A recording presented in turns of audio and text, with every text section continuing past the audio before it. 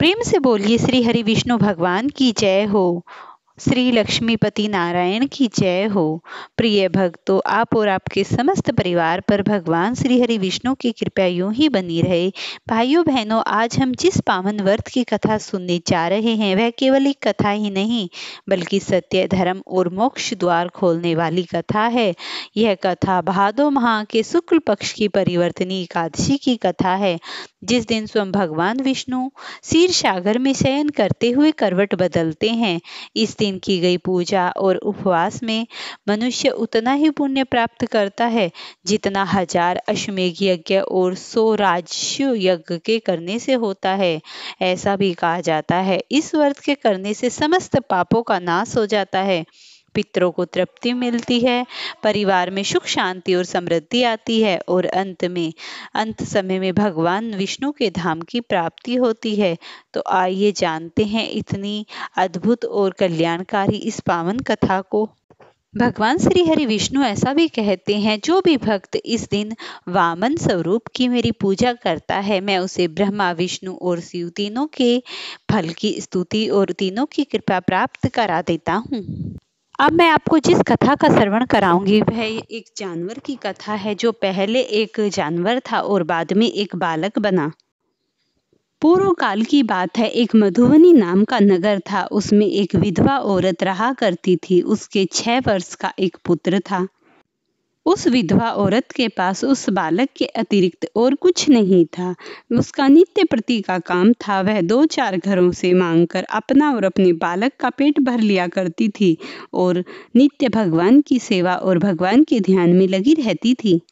उसका हर दिन का यही दिनचर्या का काम था। अगर उसे किसी दिन काम ना मिलता तो वो अपने बालक को खिलाकर और दिन भर एकादशी का व्रत समझकर अपने दिन को काट लिया करती थी। लेकिन उसका एक नियम था, वह एकादशी का व्रत पूरे नित्य कर्मों के साथ किया करती थी।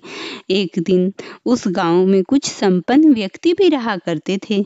ब्राह्मणी के पास रुपया पैसा तो कुछ नहीं था, लेकिन उसके दिमाग में आया, जब ब्राह्मण पुत्र है तो इसे शिक्षा मिलना तो बहुत ही आवश्यक है। तो वो अपने पुत्र को लेकर, उस गांव में कोई पाठशाला नहीं थी, कहीं दो कोस मील की दूरी पर गई। वहां पर एक पाठशाला थी। वैसे उस समय पे नियम था कि उस समय गुरुकुल में बच्चों को पढ़ाने का नियम था, लेकिन ब्राह्मणी के इकलौता पुत्र जो था, वह जब तक उसे देख ना लेती उसे भी चैन नहीं पड़ता था। जैसे ही वो 2 कोस दूर उस पाठशाला में गई, उसने सारा वृत्तांत वहां के गुरु को बताया। उसकी रोने की और निर्धन होने की दयनीय दशा को देखकर गुरु को दया आ गई और उसने उसे शिक्षा देना स्वीकार कर लिया। तो वो नन्हा सा छोटा सा 6 साल का मोहन नाम का बालक हर रोज 2 कोस मील जाता और 2 आता। उसे हर रोज 4 कोस मील की दूरी तय करनी पड़ती और वो इस तरीके से अपनी पढ़ाई करने लगा। जब मोहन अपनी पाठशाला में जाता तो रास्ते में भयानक जंगल भी मिलता, लेकिन वो नन्हा सा बालक हर रोज, ऐसे ही उसका नित्य कर्म था, हर रोज अपनी पाठशाला में जाता और आता। एक दिन एकादशी का व्रत था। उसकी पाठशाला में गुरुजी के यहाँ पर एकादशी का महोत्सव था। शाम को आने में बालक को थोड़ी रात हो गई। रात का अंधेरा इतना बढ़ गया कि रात में जंगली जानवरों की आवाज आने लगी। मोहन जंगली जानवरों की आवाज को सुनकर थर-थर कांपता हुआ अपने घर की ओर आ रहा था। वो नन्हा सा बालक।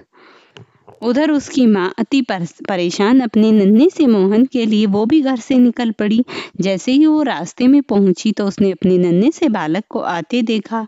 उसने तुरंत उसे अपने कलेजे से लगाया और वो अपने घर ले आई। फिर मोहन डरता सा अपनी माँ से बोला, माता, जो और बच्चे हैं उन्हें तो नौकर लेने के लिए आते हैं और वही इसको पाठशाला में छोड़ के जाते हैं। क्यों ना माता, आप मेरे लिए भी नौकर लगा दो। मुझे इस घनघोर जंगल में आते जाते बहुत ही डर लगता है। अपने नन्हे से बालक से ये बात सुनकर माता थर-थर रोने लगी। तब वह बच्चा भी अपनी माँ को देखकर जोर-जोर से रोने लगा और कहने लगी कि वह बच्चा कहने लगा अपनी माता से, क्या माता हमारा कोई नहीं है? तब वह माता उसको समझाने लगी, नहीं, हमारा है। हमारे भगवान श्री कृष्ण मोहन गोपाल हैं, वही हमारी रक्षा करते हैं। बस बच्चे के मन में वो छोटी सी बात बैठ गई। तब बालक अपनी माता के सामने बालहट पर अड़ गया और कहने लगा, माता जी, वो मेरे रिश्ते में क्या लगते हैं और उन्हें कैसे देखा जा सकता है? माता ने सरलता से कह दिया, वो रिश्ते में तुम्हारे भाई लगते हैं और वो हर जगह रहते हैं। उन्हें किसने नहीं देखा? उन्हें ग्वाल बाल ने, प्रहलाद ने और वृंदावन में समस्त सखियों ने, सबने उन्हें देखा है। बस बालक को तो भगवान श्री कृष्ण को देखने की चाह बढ़ गई। फिर मोहन अपनी माता से कहने लगा, माता, मेरे बड़े भाई कभी घर भी आते हैं या नहीं? माता कहने लगी, वो घर भी आते हैं और जाते भी हैं, लेकिन हम उन्हें सहजता से देख नहीं पाते। बस गोपाल को तो ये बात मन में लग गई और वह तो अपने भाई से मिलने की ठान बैठा। फिर उन्हें उनकी माता कहने लगी, बेटा, वो एकादशी के दिन भोग लगाने अवश्य आते हैं। जो भी भक्त उन्हें श्रद्धा से भोग लगाता है और प्रेम पूर्वक बुलाता है, उन्हें वो अवश्य ही दर्शन देकर जाते हैं। फिर मोहन अपनी माता से कहने लगा, माता, जब मैं पाठशाला से आता हूँ, जंगल में मुझे बहुत डर लगता है, मैं भयभीत हो जाता हूँ। क्या मैं वहां पर अपने भैया को पुकारूं तो क्या वो आ जाएंगे? माता बोली, अवश्य ही आ जाएंगे बेटा। अगले दिन वह फिर पाठशाला में गया और पाठशाला में थे रास्ते में जब वह आ रहा था, तो उसे रास्ते में बहुत घोर डर लगा और डर लगने पर उसने पूरे सहज भाव से पुकारा, भैया, आप मुझे दर्शन दो, मुझे बहुत डर लग रहा है। उसके ये पुकार सुनते ही उसे स्वयं भगवान श्री कृष्ण ने दर्शन दिए। जैसे ही मोहन सहजता से पुकार रहा था, तभी एक आवाज आई बहुत प्यारी सी और कहा कि हे मोहन, तो डर मत, मैं ये रहा। मोहन तो बहुत ही प्रसन्नचित हो गया और उसका डर भाग गया। और जैसे ही उसने कुछ दूरी पर जाकर देखा, उसने पीतांबर धारी बंसी वाले एकदम बहुत ही कमल नयन उसके सम्मुख आकर प्रस्तुत हो गए और भगवान स्वयं एक ग्वाले का रूप धारण करके उसके पास पहुंच गए और जाकर सहजता से उसका हाथ पकड़ा और उसे घनघोर जंगल को पार करा के उसे गांव की सीमा पर छोड़कर चले गए। जब बालक ने घर आकर सारी बातें अपनी माता को बताई, तो माता हाथ जोड़कर गदगद हो गई और कहने लगी, ये मेरे प्रभु इतने दयालु कृपालु हैं कि अपने भक्त की पुकार मात्र पर ही तुरंत दर्शन दे देते हैं। अब तो मोहन जहां भी एकांत में वन में जाता, वहीं अपने भाई को पुकारता और भाई के पुकारते ही तुरंत वे ग्वाले का रूप धारण करके उसके साथ आते, खेलते और रहते। अब तो मोहन बहुत ही प्रसन्नचित रहने लगा। एक दिन जब वह अपनी पाठशाला में था, तो उसकी पाठशाला में उसके गुरुजी का श्राद्ध था। कुटिया में उस दिन आयोजन था कि जितने भी विद्यार्थी थे, सभी गुरुजी को कुछ ना कुछ भेंट उपहार में दे रहे थे। लेकिन उस नन्हे से बालक ने सहजता से अपने गुरुजी से पूछ लिया, गुरुजी, मैं क्या लाऊं? गुरुजी को उसकी माँ ब्राह्मणी की दीन दशा का पता था, लेकिन बालक की हट के सामने गुरु कुछ नहीं कर सके। उन्होंने सहजता से कह दिया, तुम एक लोटा दूध ले आना। जैसे ही वह बालक घर आया, उसने अपनी माँ को बताया, कल गुरुजी के पिताजी का श्राद्ध है और सभी बच्चे कुछ न कुछ लेकर आएंगे, तो मैं भी एक लोटा दूध लेकर जाऊंगा, ये मेरे गुरु की आज्ञा है। लेकिन वह ब्राह्मणी ये सुनकर चौंक गई, क्योंकि उसके तो घर में कुछ भी नहीं था और वह दूध का प्रबंध अगर पड़ोस में से भी करेगी, तो उसको भला कौन दूध देगा? ये सारी बातें उसने अपनी माता को बताई, तो माता बहुत ही दुखी थी। तब उसकी माँ कहने लगी, तो तुम एक काम करना, तुम अपने भाई गोपाल से ही दूध मांगना। वह ऐसा सुनकर माता की बात को जाकर वन में उसने अपने भाई को पुकारा और कहा, भाई, आज मेरे गुरुजी का श्राद्ध है और उन्होंने दूध मंगाया है। तुरंत उस ग्वाल बाल ने अपनी गैया का दूध निकाला और निकाल कर एक लोटा दूध उस मोहन को दे दिया। मोहन खुशी खुशी दूध को लेकर गुरुजी के पास पहुंचा और गुरुजी से पूरे प्रफुल्लित मन से कहता है, गुरुजी, लो, मैं दूध ले आया। गुरुजी अपने और शिष्यों की अनेकों प्रकार की लाई हुई सामग्रियों को समेटने में लगे हुए थे। उन्होंने मोहन की बात पर ध्यान भी नहीं दिया, लेकिन मोहन ने फिर गुरुजी को पुकारा। इस तरीके से मोहन ने 5-6 बार गुरुजी को पुकारा। तब गुरुजी ने उसकी ओर दृष्टि डालते हुए कहा कि इतना सा दूध लेकर आया है और कितनी देर से मेरे कान खाए जा रहा है। नौकर को बोला, लेकर इसका दूध और रख दे। इस पर तो मोहन बहुत ही उसका मन टूट गया और वह बहुत जोर जोर से रोने लगा। उसका हृदय मानो बिल्कुल टूट चुका था। और जैसे ही नौकर ने उससे दूध लिया तो उसने सबसे पहले लोटे में दूध रिताया, उसका लोटा भर गया। फिर गिलास में रिताया, गिलास भर गया। फिर उसने एक बड़े से पात्र में रिताया, बड़ा सा पात्र भर गया। लेकिन अफसोस था कि वो दूध खत्म होने का नाम ही नहीं ले रहा था। फिर उसने ये सारा घटनाक्रम जाकर गुरुजी को बताया। जो मोहन दूध लेकर आया है उसे जिस भी पात्र में रिताता हूँ वही भर जाता है। वहां पर समस्त शिष्य और गुरुजी आ गए। उन्होंने आकर बड़े बड़े भगोने रख दिए, सब भर गए, लेकिन लोटा था जो खत्म होने का नाम ही नहीं ले रहा था। तब गुरुजी ने मोहन से पूछा, तुम इस दूध को कहाँ से लेकर आए हो? मोहन ने बड़ी सहजता से कह दिया, ये दूध मेरे बड़े भाई श्री कृष्ण ने दिया है और उन्होंने ही मुझे ये दूध लाकर दिया था। तब तो गुरुजी और आश्चर्यचकित रह गए। फिर उसने दूध को रखने के बाद खीर बनाया गया। खीर इतना स्वादिष्ट बना उस दूध का कि जिसने भी उस खीर को खाया वो ही भगवान के श्री धाम को जाने लगा। इस तरीके से उसने खीर को बनाकर गुरुजी ने अपने पितरों को और अपने पिता को खिलाया तो वो भी मुक्त हो गए।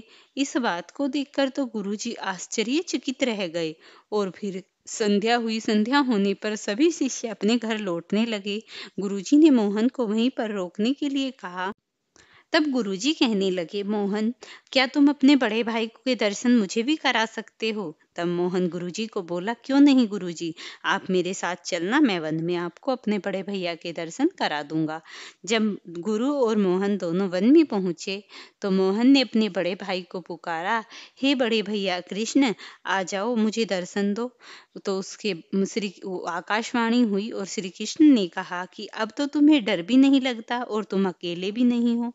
लेकिन उसने हट की और हट करके कहने और जैसे ही उसने अपने श्री कृष्ण भैया को पुकारा, भैया तुरंत उसे दर्शन दे गए। और फिर जैसे ही वो दर्शन देकर चले गए तो उसने अपने गुरुजी से पूछा, क्या आपने भी दर्शन किए हैं मेरे भाई के?